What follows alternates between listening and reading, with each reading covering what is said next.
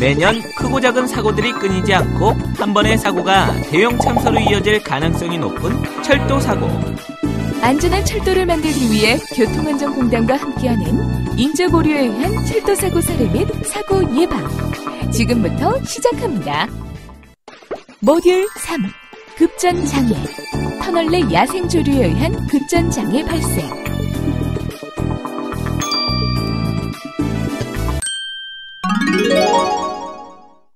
터널 입구에 새 한 마리가 날아다니고 있습니다. 그런데 터널 안으로 새가 들어가고 점점 터널 안의 조가선과 가까워지는데요.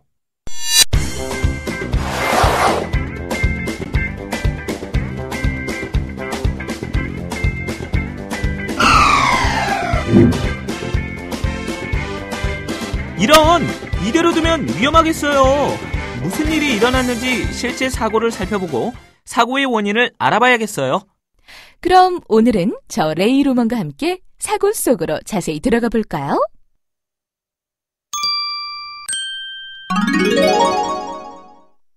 태백선 자미원과 등산역 사이에 있는 자미원 1터널 주변을 야생 조류인 황조롱이가 날고 있습니다. 터널에 날아든 황조롱이는 터널에 설치된 조가선과 터널 천장 사이에 닿게 되고 이 접촉으로 인해 전차선과 조가선이 터널 안에서 끊어지고 일부 시설물이 파손되는 사고가 일어나는데요. 이 사고로 인해 해당 구간의 전차선에 전원을 공급하던 석항 SS의 차단기가 자동으로 동작되어 석항 SS와 증산 SB 사이의 전원 공급이 중단되고 맙니다.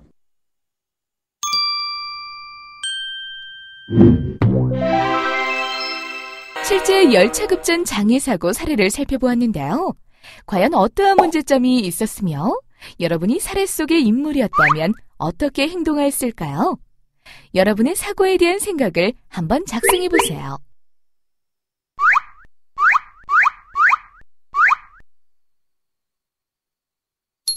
이제 본격적으로 사고의 원인을 쏙쏙들이 파헤치러 떠나볼까요?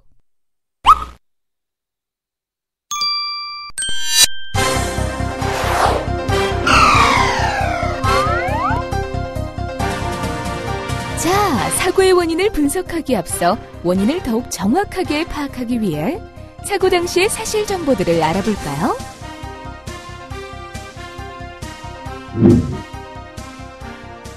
먼저 피해 상황을 살펴봅시다. 다행히 이번 사고는 인명피해는 없었지만 가동 브라켓 일본과 터널 브라켓 일본이 파손되었으며 전차선과 배장기 파손 조가선이 단선되었습니다. 이 사고로 인해 5개 여객열차가 지연되었습니다.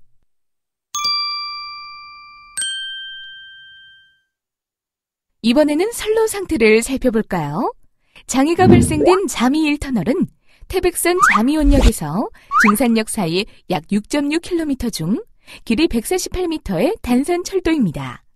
선로는 급곡선 상태로 자미원역에서 증산 방면으로 약 1km까지는 하향 구배로서 열차 운행 시 주의가 요구되었고 선로의 도상 자갈 돕기, PC 침목 관리, 궤도 관리 등 선로 관리 상태는 대체로 양호한 편이었습니다.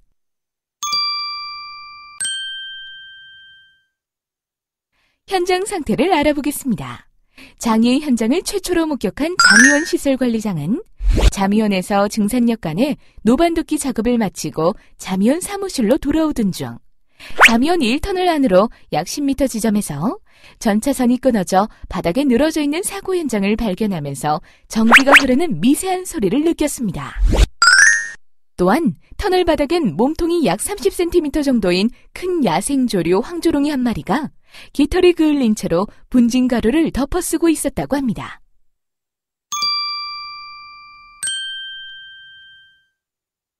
태백선의 전차선 설비는 산업선의 수송력 증강을 목적으로 제천에서 고항 간에 전철이 개통된 지 30여 년이 넘어 노후된 편이었고 변전 설비는 개통 당시 BT 급전 방식이었습니다.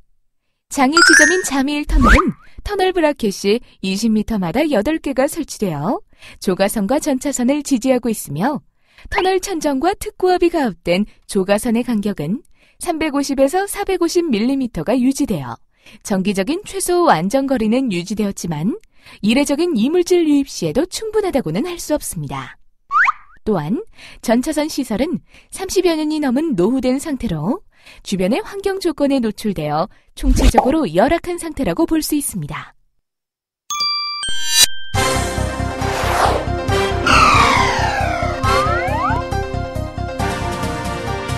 지금까지 사고 당시의 정보들을 파악해 보았는데요.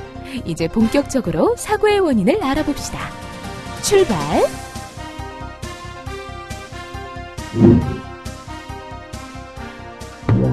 급전장애의 원인은 무엇이었을까요? 터널의 브라켓이 파손되고 터널에서 황조롱이가 털이 그을린 채 발견된 것으로 보아 잠이 1터널에 야생 조류인 황조롱이가 날아들어가 25kV 특고압 전기가 가압된 조가선과 터널 천정 사이에 접촉되어 전기적인 아크가 발생했고, 이로 인해 조가선과 전차선이 끊어져 급전장애가 발생한 것으로 볼 수 있습니다.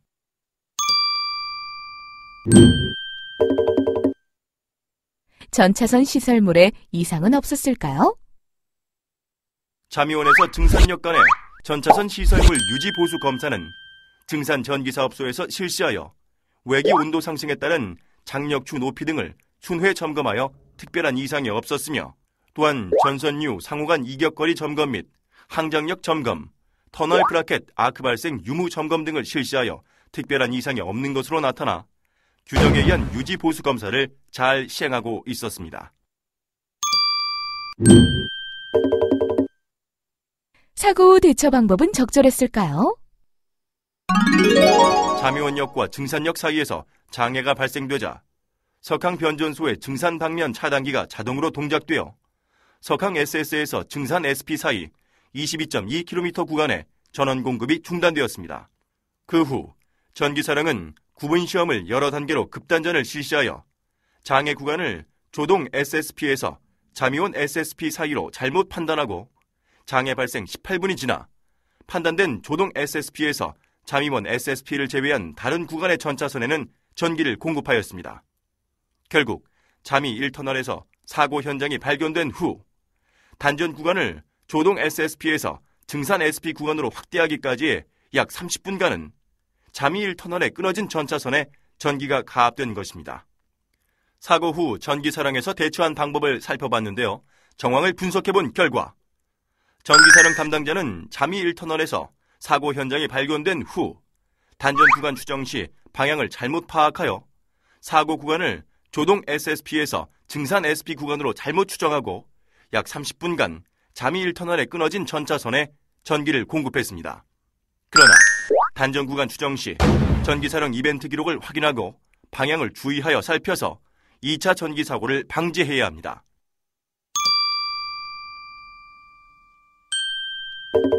그럼 장애 구간을 판단하는 데 중요한 자료인 전기사령 이벤트 기록을 살펴볼까요? 기록에 따르면 로켓터는 16.7km를 나타내었고 실제 위치도 석항 SS부터 16.7km의 위치는 잠이원 SSP에서 증산 SP의 사이로 확인되었습니다. 또한 이벤트 기록의 고장 전류는 석항 SS 1800A, 예미 SSP 190A, 조동 SSP 30A, 잠이원 SSP 1040A로 나타나는 것으로 봐 잠이원 SSP 부근이 사고 지점이라는 것을 판단할 수 있었습니다.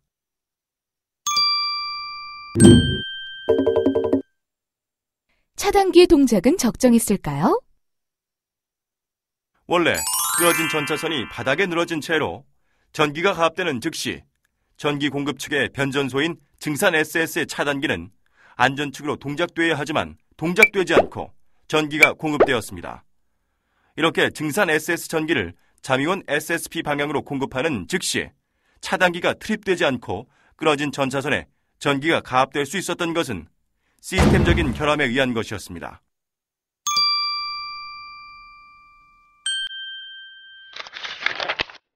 사고 상황을 분석해 보았으니 분석한 내용을 바탕으로 다시 한번 점검하며 분석 보고서를 작성해 볼까요? 앞에 분석한 내용을 다시 한번 생각해 보며 빈칸을 채워 넣은 후 완료 버튼을 눌러 보고서를 완성해 보세요.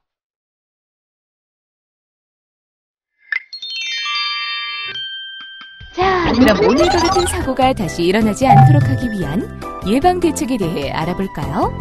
오늘의 안전 넘버 하나. 터널 가상교 등 전차선의 안전 이격거리 문제로 장애가 우려되는 개소의 조가선 절연 보호 방안을 현장 여건에 따라 개선해야 합니다. 둘. 급전 장애 발생 시 정기 사령의 조치가 정확한 정보에 근거하여 신속하고 정확하게 판단 조치하도록 사례 교육을 꾸준히 해야 하겠죠. 셋. 교통오지의 사고 복구 신속성을 위한 신속한 인력 및 복구 장비 투입 체계 마련을 공고해야 합니다. 앞으로 안전한 철도를 만들기 위해 잊지 말고 꼭 기억해 주세요.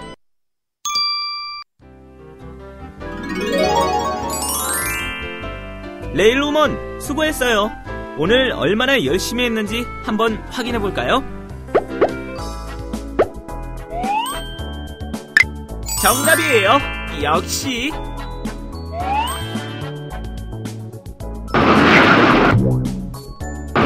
정답이에요. 분발해야겠는걸요? 정답이에요.